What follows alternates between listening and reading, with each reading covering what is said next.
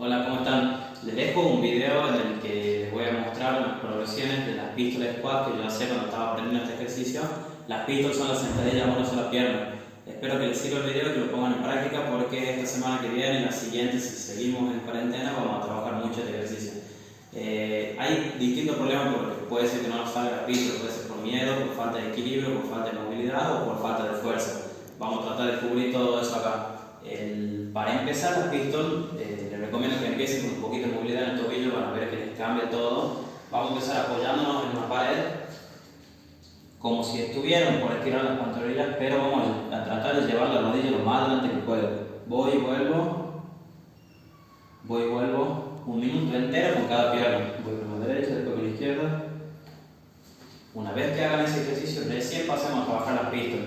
Una de las progresiones que más me gusta es hacer las pistolas sobre un apoyo.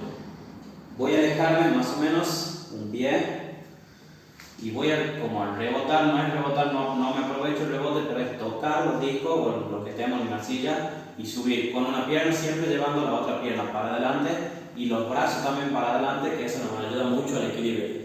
Entonces voy a bajar, toco y vuelvo, toco y vuelvo.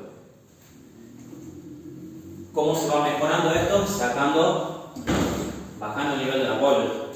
Me alejo de nuevo, más o menos un pie de costado, toco y vuelvo, cada vez bajo más,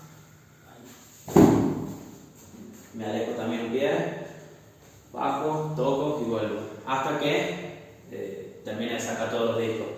Otra posibilidad que tenemos es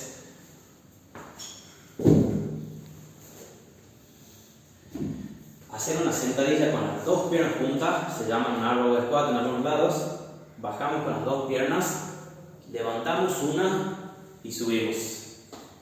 Bajo con las dos piernas juntas, levanto una y subimos. Ahí nos damos cuenta también si hay un problema de fuerza. Si no puedo subir es porque justamente me está faltando fuerza y no hay equilibrio o movilidad. ¿Qué puedo hacer si me llega a faltar también equilibrio en esta situación? Es bajar con las dos piernas, buscar en qué apoyarme, no hacer fuerza con el brazo, es solo para ganar equilibrio. Levanto la pierna y subo.